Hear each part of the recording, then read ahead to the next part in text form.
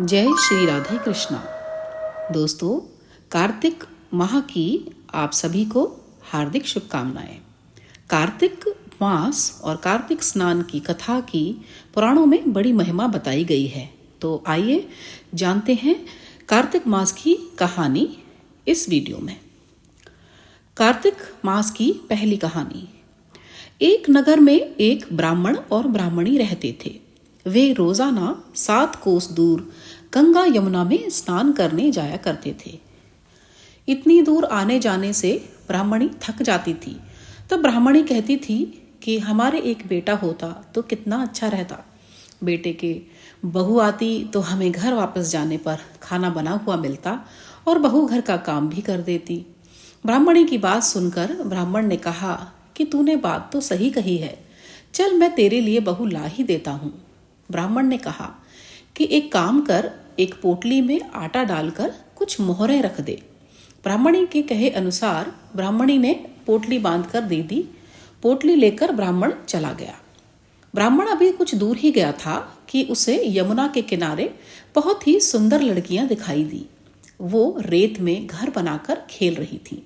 उनमें से एक लड़की ने कहा कि मैं अपना घर नहीं बिगाड़ूंगी, मुझे तो रहने के लिए ये घर चाहिए।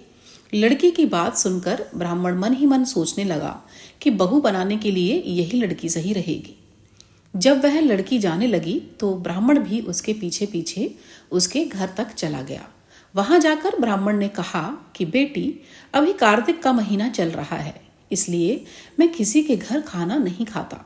मैं आटा लेकर आया हूं, तुम अपनी माँ से पूछो कि क्या वह मेरे लिए आटा छान कर 4 रोटी बना देंगी। यदि वह मेरा आटा छान कर रोटी बनाएंगी तभी मैं रोटी खाऊंगा। लड़की ने जाकर अपनी माँ से सारी बात कही। तब माँ ने कहा कि ठीक है, जाकर बाबा से कह दे कि वह अपना आटा दे दें, मैं रोटी बना दूंगी। जब वह आटा छानने लगी तो आटे में से सोने की मोहरें निकली। वह सोचने लगी कि जिस आटे में इतनी मोहरें हैं उसके घर में कितनी मोहरें होंगी। जब ब्राह्मण खाना खाने बैठा तो लड़की की माँ ने कहा कि बाबा, आप अपने लड़के की सगाई करने जा रहे हो क्या? तब ब्राह्मण ने कहा कि मेरा बेटा तो काशी में पढ़ने गया हुआ है, लेकिन यदि तुम कहो तो खांड के कटोरे से विवाह करके तेरी बेटी को अपने साथ ले जाऊं। लड़की की माँ ने कहा कि ठीक है बाबा, और खांड कटोरे से शादी करके ब्राह्मण के साथ भेज दिया। ब्राह्मण ने घर आकर कहा कि रामू की माँ, दरवाजा खोल कर देख, मैं तेरे लिए बहू लेकर आया हूँ। ब्राह्मणी बोली कि दुनिया ताने मारती थी, अब आप भी तारने मारने लगे। हमारे तो 7 जन्म तक कोई बेटा बेटी नहीं है, तो बहू कहाँ से आएगी? तब ब्राह्मण ने कहा कि तू दरवाजा खोलकर तो देख। जब ब्राह्मणी ने दरवाजा खोला तो सामने बहू को खड़ी देखा। उसने बहू का स्वागत सत्कार किया और अंदर ले गई। अब ब्राह्मण और ब्राह्मण स्नान करने जाते तो बहू घर का सारा काम करके और खाना बनाकर रखती। वह उनके कपड़े धोती और रात को पैर भी दबाती। इस तरह काफी समय बीत गया। तब ब्राह्मणी ने अपनी बहू से कहा कि बहू, कभी भी चूल्हे की आग को मत बुझने देना और मटके का पानी कभी खत्म मत होने देना। लेकिन एक दिन चूल्हे की आग बुझ गई। तब बहू भागी भागी अपनी पड़ोसन के पास गई और कहा कि मेरे चूल्हे की आग बुझ गई है, मुझे थोड़ी आग चाहिए। मेरे सास ससुर सुबह 4 बजे से गए हुए हैं, वह थके हारे आएंगे, इसके लिए मुझे उनके लिए खाना बनाना है। तब पड़ोसन ने कहा कि तू तो बावली है, तुझे यह दोनों मिलकर पागल बना रहे हैं, इनके कोई बेटा नहीं है। बहू ने कहा कि नहीं नहीं, ऐसा मत बोलो, इनका बेटा तो बनारस काशी में पढ़ने गया हुआ है। तब पड़ोसन ने कहा कि यह तुझे झूठ बोल कर लाए हैं, इनका कोई बेटा नहीं है। अब बहू पड़ोसन की बातों में आ गई और कहने लगी कि आप ही बताओ मैं क्या करूं।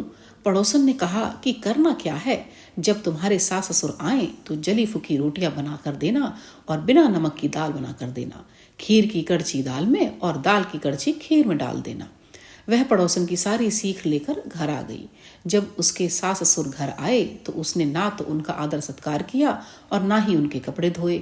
जब उसने सास ससुर को खाना दिया तो सास बोली कि बहू, आज ये रोटियां जली फूकी क्यों हैं और दाल भी आलूनी है। तब बहू ने पलट कर जवाब दिया कि एक दिन ऐसा खाना खा लोगे तो कुछ बिगड़ नहीं जाएगा तुम्हारा। सास ससुर की खरी खोटी सुनाकर वह फिर से पड़ोसन के पास गई और बोली कि अब आगे क्या करना है। तब पड़ोसन ने कहा कि अब तुम 7 कोठों की चाबी मांग लेना।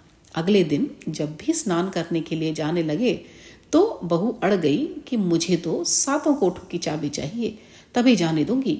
तब ससुर ने कहा कि इसे चाबी दे दो, आज नहीं तो कल इसे ही देनी है। तब सास ने बहू को चाबियां दे दी। सास ससुर के जाने के बाद जब बहू ने दरवाजे खोले तो देखा कि किसी में अन्न भरा है, किसी में धन भरा है और किसी कोठे में बर्तन पड़े हैं। जब उसने सबसे ऊपर का 7वां कोठा खोला तो क्या देखती है कि शिव जी, पार्वती माता, गणेश जी, लक्ष्मी माता जी, पीपल, पथवारी, कार्तिक के ठाकुर, राई दामोदर, तुलसा जी का बिड़वा, गंगा यमुना और 33 कोटि देवी देवता वहां विराजमान हैं। और वहीं पर एक लड़का चंदन की चौकी पर बैठा माला जप कर रहा है। यह सब देखकर उसने लड़के से पूछा कि तुम कौन हो? तब लड़का बोला कि मैं तेरा पति हूँ, अभी दरवाजा बंद कर दे, जब मेरे माता पिता आएंगे तब दरवाजा खोलना। यह सब देखकर बहू बहुत खुश हुई और 16 श्रृंगार कर सुंदर वस्त्र पहनकर अपने सास ससुर का इंतजार करने लगी। उसने अपने सास ससुर के लिए अच्छे अच्छे पकवान बनाए। जब उसके सास ससुर घर पर आए तो उसने उनका बड़ा आदर सत्कार किया और बहुत प्रेम पूर्वक खाना खिलाया और पैर दबाने लगी। पैर दबाते दबाते बहू ने कहा कि माँ, आप इतनी दूर गंगा यमुना स्नान करने के लिए जाती हो तो आप थक जाती होगी, इसलिए आप घर पर ही स्नान क्यों नहीं करती हो? यह सुनकर सास कहने लगी कि बेटी, गंगा यमुना घर पर तो नहीं बहती हैं। तब उसने कहा कि हाँ माँ जी, बहती हैं, चलो मैं आपको दिखाती हूँ। जब बहू ने 7वां कोठा खोल कर दिखाया तो उसमें शिवजी, पार्वती जी, गणेश जी, लक्ष्मी जी, पीपल पथवारी, कार्तिक के ठाकुर जी, राई दामोदर जी, तुलसा जी का बिड़वा, गंगा यमुना बह रही थी और 33 कोटि देवी देवता विराजमान थे। वहीं चौकी पर बैठा एक लड़का माला जप कर रहा था। माँ ने पूछा कि बेटा, तुम कौन हो? लड़का बोला, माँ, मैं तेरा बेटा ही हूँ। तब ब्राह्मणी ने पूछा कि तू कहाँ से आया है? लड़के ने जवाब दिया कि मुझे कार्तिक देवता ने भेजा है। बुढ़िया ने कहा कि बेटा, यह दुनिया कैसे मानेगी कि तू मेरा बेटा है? तब बुढ़िया ने कुछ विद्वान पंडितों से मदद मांगी। पंडितों ने कहा कि इस पार बहू बेटा खड़ा हो जाएं और उस पार बुढ़िया खड़ी हो जाए। बुढ़िया ने चमड़े की अंगिया पहनी हो और छाती में से दूध की धार निकलकर बेटे की दाढ़ी मूछ भीगे और पवन पानी से गठजोड़ा बंधे, तब यह दुनिया मानेगी कि यह बुढ़िया का ही बेटा है। उसने ऐसा ही किया। चमड़े की अंगिया फट गई और छाती में से दूध की धार निकलकर बेटे की दाढ़ी मूछ भीग गई। पवन पानी से बहू बेटे का गठजोड़ बंध गया और सारी दुनिया ने मान लिया कि वह ब्राह्मणी का ही बेटा है। यह सब देखकर ब्राह्मण और ब्राह्मणी की खुशी का ठिकाना न रहा। तो हे कार्तिक के ठाकुर, जैसे ब्राह्मण ब्राह्मणी को बहू बेटा दिया वैसे सबको देना। कार्तिक मास की कथा कहने, सुनने और हुंकारा भरने वाले सब पर कृपा करना। तो दोस्तों, यह थी कार्तिक माह की पहली कहानी, पौराणिक कथा। आशा करती हूँ कि आपको ये कहानी पसंद आई होगी। धन्यवाद। जय श्री कृष्ण।